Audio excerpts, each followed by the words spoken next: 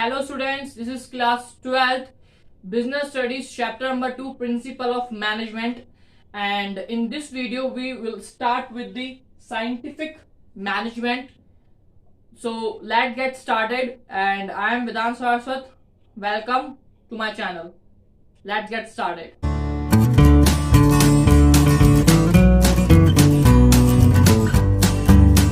Okay friends, so इस video में हम पढ़ने वाले हैं my dear friends scientific management. ठीक है, साइंटिफिक मैनेजमेंट पढ़ने से पहले मैं आपको थोड़ा जिनको हम फादर ऑफ साइंटिफिक मैनेजमेंट कहते हैं उनके बारे में थोड़ा मैं आपको इंट्रोडक्शन देना चाहूंगा। हालांकि ये इंट्रोडक्शन जो है एग्जाम में बड़ा कम जाता है, हो सकता है कि एमसीक्यू में आपसे कई बार पूछ लें, बट फिर भी आपको थोड़ा पता होना चाहिए, सो मैं बताऊंगा। तो दोस्तों, हमें साइंटिफिक जो मैनेजमेंट हम जिसको कहते हैं फादर ऑफ साइंटिफिक मैनेजमेंट, वो थे F.W. टेलर। ठीक है, सो ये जो F.W. टेलर थे, इनका जन्म 1856 के अंदर यूएसए में हुआ था और 1878 के अंदर इन्होंने एक मिडेवल स्टील कंपनी में जॉब पाई थी एज अ मैकेनिकल इंजीनियर। ठीक है, और उस जब उन्होंने जॉब पाई तो उसी फैक्ट्री के अंदर, उसी इंडस्ट्री के अंदर उन्होंने अपने प्रिंसिपल अप्लाई करें, क्योंकि वहां पे कुछ ऐसा था कि वहां पे कहीं ना कहीं दिक्कत आती थी काम में, और मैनेजमेंट कहीं ना कहीं बहुत वीक था प्रोसेसिंग में, या कहीं ना कहीं बहुत दिक्कत आती थी। तो उन्होंने वहां पे अपने जो प्रैक्टिस थी, अपने एक्सपेरिमेंट्स को अप्लाई करा, ऑब्जर्व करा और उस फैक्ट्री में अप्लाई करा, और उसके बाद हमें साइंटिफिक मैनेजमेंट प्रोवाइड करे, साइंटिफिक टेक्निक्स हमें दी। इनकी कुछ पब्लिशिंग्स हैं, वो मैं आपको बताना चाहूंगा। एक तो इन्होंने उनकी जो अच्छी पब्लिशिंग्स है वो है शॉप मैनेजमेंट, एंड इनकी जो दूसरी प्रिंसिपल उनकी जो दूसरी जो पब्लिशिंग्स है वो है principle of scientific management and piece rate system. So ये कुछ इनकी पब्लिशिंग्स थी। सो अब हम स्टार्ट करते हैं इनके बारे में। ओके माय डियर फ्रेंड्स, तो देखो साइंटिफिक मैनेजमेंट के अगर हम डेफिनेशन पढ़ें तो इसमें हमें बता रखा है application of science for each and every element of a management. क्या है? Application of science for each and every element of management means use scientific techniques, or we can say use scientific tools, methods and scientific principles for each and every decision of a management।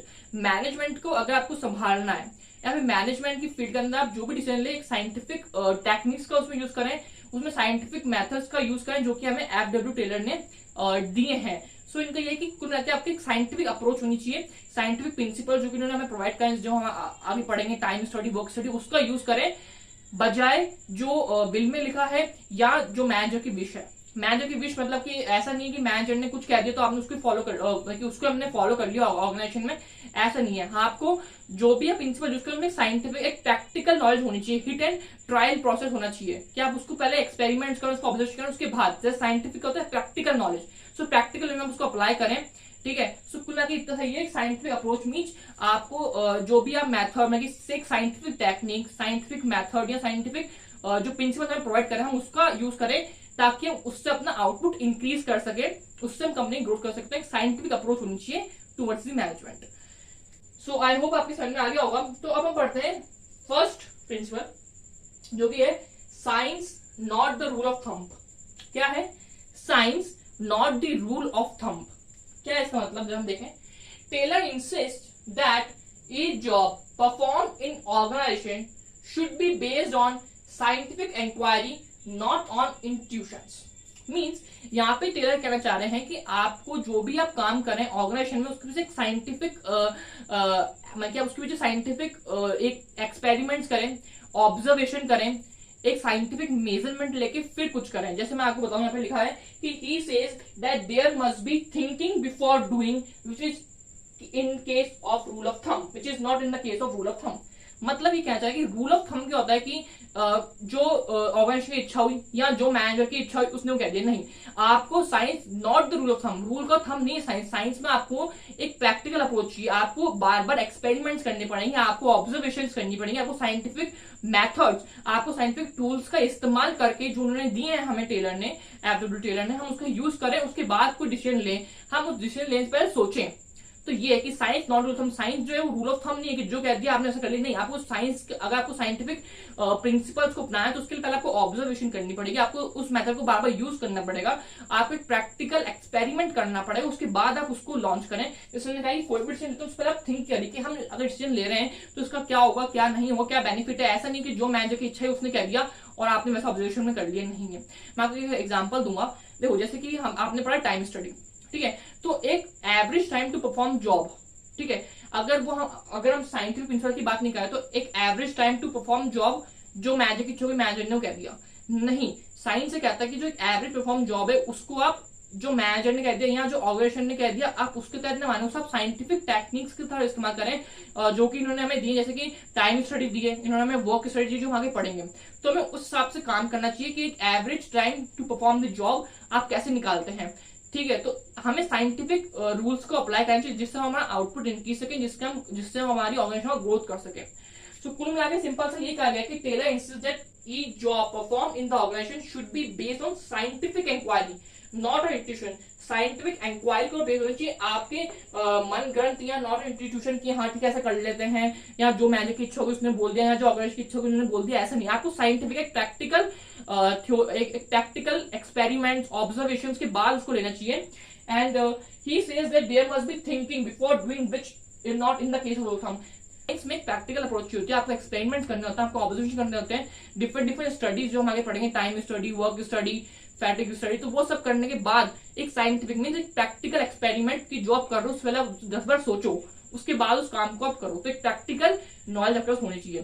सो अब हम पढ़ते हैं next. Okay my dear friends, तो देखो अब हम पढ़ने वाले हैं harmony not discord. So second scientific जो प्रिंसिपल हमें दिया गया था वो था हार्मोनी नॉट डिस्कॉर्ड। क्या था? Harmony not discord. तो देखो Taylor insist that there is need for both the groups to change their attitudes for each other. देखो हार्मोनी नॉट डिस्कॉर्ड का सिंपल सा मतलब यही है कि आपस में म्यूचुअल कोऑर्डिनेशन हो एम्प्लॉयज के बीच में, बिकॉज जनरली ऑर्गेनाइजेशन में दो ग्रुप्स होते हैं, एक होता है वर्कर ग्रुप, आपने सुना होगा, एक होता है वर्कर ग्रुप और एक होता है मैनेजर्स ग्रुप। तो दोनों में आपस में और इन ग्रुपों के बीच में भी और वर्कर्स के अंदर भी आपस में म्यूचुअल कोऑर्डिनेशन रहे, म्यूचुअल गिव एंड टेक रहे, ठीक है, एक टीम स्पिरिट का काम करेंगे। सो वो होता है हार्मोनी नॉट डिस्कॉर्ड। मीन्स जो आपके आपस में अंडरस्टैंडिंग है, आपको जो बॉन्ड है वो और ज्यादा स्ट्रांग हो, ठीक है। देन मैं कि आपस में झगड़ा ना हो आपस में, ठीक है, ऑर्गेनाइजेशन में, ठीक है, आप एक डिसिप्लिन के अंदर काम करें और एक अच्छी बॉन्डिंग और अंडरस्टैंडिंग होनी चाहिए, ठीक है। तो यहाँ पे कहना चाह रहा है कि Taylor insist that there is need for both the group to change attitude for each other, मतलब कि आप एक दूसरे को अच्छे से अंडरस्टैंडिंग करें, ठीक है। ऐसा नहीं कि कोई जना आपके ऑर्गेनाइजेशन में है, ठीक है, कोई अच्छी पोस्ट पर है और कोई जना ऐसा है जो बहुत ही उनकी निचली पोस्ट पे या बहुत ही नीचे काम करता है, तो ऐसा नहीं हो कि आप भेदभाव करें। तो आपके पास एक म्यूचुअल गिव और टेक रहे, एक अंडरस्टैंडिंग रहे, एक बॉन्डिंग रहे वर्कर्स के आपस में बीच में। यहाँ पे एक वर्ड में होता है मेंटल रिवोल्यूशन। मेंटल रिवोल्यूशन मतलब है कि एटीट्यूड चेंज करना, कि आपस में एक दूसरे को उन दोनों को मतलब कि आपस में सुनना, मैं कि उन दोनों में आपस में मैं कि एम्प्लॉयज के बीच में और ऑर्गेनाइजेशन के अंदर एक म्यूचुअल अंडरस्टैंडिंग हो, ठीक है। हार्मोनी आपस में लोग झगड़ा नहीं करें, ठीक है, प्रेम भाव से टीम स्पिरिट का काम करें और ऑर्गेनाइजेशन की ग्रोथ के लिए काम करें, उस पर फोकस करें। मैं आपको एक एग्जाम्पल बताता हूँ। जैसे फॉर एग्जाम्पल आप मानेंगे जैसे कि वर्कर है, ठीक है। अब वर्कर्स का ऑब्जेक्टिव है फॉर एग्जाम्पल पैसे कमाना, मतलब अर्न मोर मनी, ये उनका ऑब्जेक्टिव है वर्कर्स का, ठीक है। एंड ऑर्गेनाइजेशन का ऑब्जेक्टिव है कि वो ज्यादा से ज्यादा प्रोडक्शन करें, ठीक है, वो ज्यादा से ज्यादा प्रोडक्शन करें। सो अब जो वर्कर है वो हार्मोनी नॉट डिस्कॉर्ड, मतलब कि एक म्यूचुअल टीम स्पिरिट में कैसे काम कर सकते हैं, वो अगर उनको अपनी इनकम बढ़ानी है सो वो क्या कर सकते हैं, वो प्रोडक्शन इंक्रीज करते हैं। अगर वो प्रोडक्शन इंक्रीज करेंगे तो ऑर्गेनाइजेशन ग्रोथ होगी, और जब ऑर्गेनाइजेशन ग्रोथ होगी तो डेफिनेटली उनकी भी इनकम बढ़ेगी। तो ये क्या होता है, ये एग्जांपल है म्यूचुअल अंडरस्टैंडिंग का, कि बिना किसी भेदभाव के, ठीक है, बिना किसी स्ट्राइक पे जाए या बिना के आपस में किसी को बोले, आपने अंडरस्टैंडिंग और आपने एक सही तरीका अपना के अपना विरोध भी जताया और अपना काम भी करा। जैसे मैं आपको बताऊं जैपनीज कंपनी, अब जैपनीज कंपनीज में क्या होता है कि वहां के जो वर्कर होते हैं और जो बॉस और जो मैनेजर होते हैं वो आपस में टीम स्पिरिट और म्यूचुअल अंडरस्टैंडिंग से काम करता है, ठीक है। फॉर एग्जाम्पल अगर कोई वर्कर है वो उसमें उसको डिससेटिस्फेक्शन है और तो वो ऐसा नहीं कि वो स्ट्राइक पे चल जाएगा। जैसे आपने इंडिया में बहुत जगह देखा कि स्ट्राइक पे चल जाते हैं और सारी शटडाउन कर देते हैं, कंपनी फैक्ट्री बंद करके सड़क पे बैठ जाते हैं। ऐसा नहीं करते। वहां पे क्या होता है कि फॉर एग्जाम्पल अगर आपको डिससेटिस्फेक्शन है भी, तो आप एक अच्छे से वे में वो करते हैं कि वहां के लोग अगर उनको डिससेटिस्फेक्शन है, अगर उनको पसंद नहीं है कि भाई ये काम सही नहीं हो रहा है, हमारे साथ सही नहीं कर रहे, तो वो करते हुए काली पट्टी बांध लेते हैं बजाय स्ट्राइक के। तो काली पट्टी से क्या होता है कि जो मैनेजर होते हैं वो समझ जाते हैं कि हाँ यार कुछ ना कुछ गलती है वर्कर्स की, हमें आपस में बैठ के बात करनी चाहिए। तो उससे क्या होता है, काली पट्टी बांध लेते हैं, काम भी नहीं रुकता, काम भी होता रहता है और उनका विरोध भी रहता है। तो इस तरीके से हार्मोनी नॉट डिस्कार्ड, मतलब कि हार्मोनी की प्रेम भाव से, म्यूचुअल अंडरस्टैंडिंग से काम करें, आपस में एक दूसरे को समझे, बिना किसी लड़ाई के काम करें, एक बॉन्डिंग अच्छी, एक स्ट्रॉन्ग बॉन्डिंग हो और अपने एटीट्यूड में चेंज करें सबके प्रति। जो एक मैनेजर है वो सबके प्रति, और जो अपने ऑर्गेनाइजेशन है और सारे वर्कर्स के प्रति एक सही तरीके से काम करें, ठीक है, एक फेयर तरीके से काम करें, और जो वर्कर्स है वो भी एक ऑर्गेनाइजेशन को अच्छे से अच्छे काम कर सके, ठीक है। जो मैनेजमेंट है, अगर फॉर एग्जांपल कोई ऑर्गेनाइजेशन को कभी बहुत ज्यादा प्रॉफिट होता है, तो वो अपना कुछ जो प्रॉफिट का हिस्सा है वो अपने किसी वर्कर के साथ शेयर करें। वर्कर्स हैं वो भी पूरी निष्ठा से अपने ऑर्गेनाइजेशन के लिए काम करें, फेयर तरीके से अपने ऑर्गेनाइजेशन के लिए काम करें, ठीक है। एक यूनिफॉर्मिटी रहनी चाहिए, ठीक है। और जो प्रिंसिपल्स के जो रिम्यूनरेशन है सिस्टम है वो आपस में मैच करें, ठीक है। उनको एक अच्छा खासा फेयर रिम्यूनरेशन प्रोवाइड हो ताकि उनका पर्सनल ऑब्जेक्टिव फुलफिल हो सके।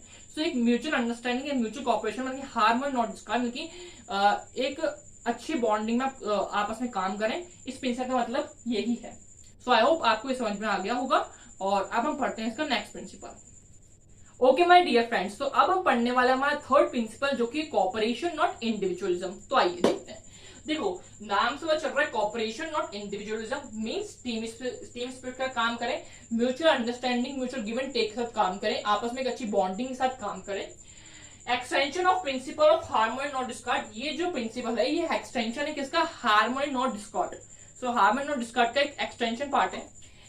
सेकंड पॉइंट है welcome suggestion of employees, and third है management should work side by side with workers.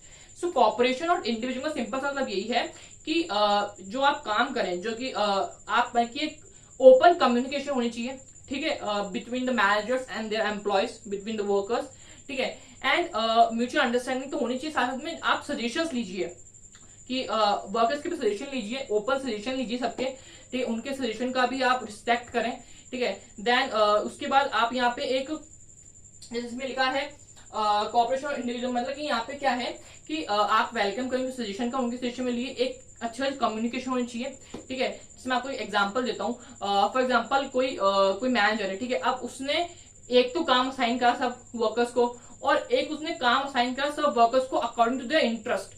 सो अगर वो अकॉर्डिंग टू इंटरेस्ट, मैं कि जो एम्प्लॉय का इंटरेस्ट है उसको वो वही काम देगा जिसके अंदर एम्प्लॉय स्पेशलिस्ट है, अगर वो उसको वही काम देगा तो डेफिनेटली कंपनी ग्रोथ होगी। तो डेफिनेटली इसके अंदर भी वही है कि कंपनी की ग्रोथ होगी, ठीक है। ओपन कम्युनिकेशन होना चाहिए बिटवीन द मैनेजर्स, आप उनके सजेशन को वेलकम करिए, उनको रिवॉर्ड दीजिए उनके सजेशन से रिलेटेड, ठीक है, और वेलकम करिए। Management should work side by side workers, आप साइड बाय साइड वर्कर के साथ काम करिए। तो कॉपरेशन मीन्स एक साथ में काम करिए, ठीक है। हार्मोनी नॉट डिस्कॉर्ड क्या था कि साथ में काम करिए, बट एक डिसिप्लिन के अंदर काम करिए, एक म्यूचुअल अंडरस्टैंडिंग होनी चाहिए, बॉन्डिंग होना चाहिए between the workers and the organisations, ठीक है। और ये है कॉपरेशन नॉट इंडिविजुअल, साथ में काम करें। इसमें आप अपने वेलकम टू ऑल सजेशंस, आप जितने भी सारे वर्कर्स हैं उनको सजेशंस लीजिए, उनको रिवॉर्ड दीजिए। एक कम्युनिकेशन, एक ओपन कम्युनिकेशन होनी चाहिए आपस में एक दूसरे बीच में, एक एक्सटेंशन है हार्मोनी नॉट डिस्कॉर्ड का।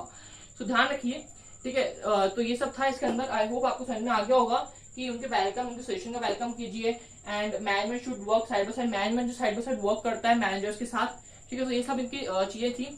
आई होप आपको ये समझ में आ गया होगा। सो अब हम पढ़ते हैं हमारा last principle. Okay my dear friends, तो अब हम पढ़ने वाले हैं हमारा last principle but not the least. आओ तो देखो लास्ट जो कहता है वो है कि development of workers to their greatest efficiency and prosperity. So ये प्रिंसिपल क्या चाह रहा है कि जो इंडस्ट्रियल या ऑर्गेनाइजेशन की जो एफिशिएंसी होती है, एफिशिएंसी वो होती है वर्कर की एफिशिएंसी पे डिपेंड, ठीक है। और वर्कर की जो एफिशिएंसी होती है वो डिपेंड करती है उनको सिलेक्ट करने पे और उनको ट्रेनिंग देने पे। सो कुल मिला के बात यह कहना चाह रहा है कि जो वर्कर्स हैं जिनको ऑर्गेनाइजेशन सिलेक्ट करेगी उनको एक पर्टिकुलर मैनर के अंदर सिलेक्ट करे, ठीक है, एक लिमिटेड लोग को, और जो अच्छे लोग हैं जिनके स्किल्स पे अच्छा कमांड है, जिनकी क्वालिफिकेशन अच्छी है, उनको सिलेक्ट करे, साइंटिफिकली मेथड यूज करे सिलेक्ट करने के लिए। सिलेक्ट करने के बाद उनको according to their capabilities according to their qualification को जॉब प्रोवाइड करे, कि जो जिसमें वो स्पेशलिस्ट है और जो चीज उनको अच्छे से आती है अकॉर्डिंग टू उनको उस डिपार्टमेंट में जॉब दे, और जॉब देने के बाद उनको ट्रेनिंग करें, ठीक है, उनको उनके स्किल्स पे काम करें, उनको अपडेट करते थे नॉलेज के मतलब उनको अपडेट करें, उनको नॉलेज प्रोवाइड करें, उनको ट्रेनिंग दे, उनको डिफरेंट डिफरेंट ओरिएंटेशन प्रोग्राम्स दें, ठीक है, उनको एक वर्किंग और हेल्दी अच्छा एनवायरमेंट दें। तो उससे क्या होगा, उनकी जो greatest efficiency means development of workers with the greatest efficiency and prosperity, ये हो सकेगा। सो यही है कि जो वर्कर्स है उनको अच्छी ट्रेनिंग प्रोवाइड करना, उनको अच्छे से सिलेक्ट करना, उनके अकॉर्डिंग उनको काम देना, उनके अकॉर्डिंग उनको कैपेबिलिटीज क्वालिफिकेशन का काम करना देना, उनकी स्किल्स पे काम करना, उन्हें वर्किंग एंड गुड अच्छा एनवायरमेंट देना। तो यही था इसका मतलब। Okay, I hope friends you like this video. अगर तुम्हें वीडियो अच्छी लगती है तो यार प्लीज सब्सक्राइब करो, शेयर करो, बेल आइकन को प्रेस कर लो, और thank you for watching this videos. So यार प्लीज शेयर करो और उन लोगों तक वीडियो जरूर पहुंचाओ जिनको बहुत ज्यादा जरूरत है। तो प्लीज यार शेयर करो, सब्सक्राइब करो। Thank you and have a nice day.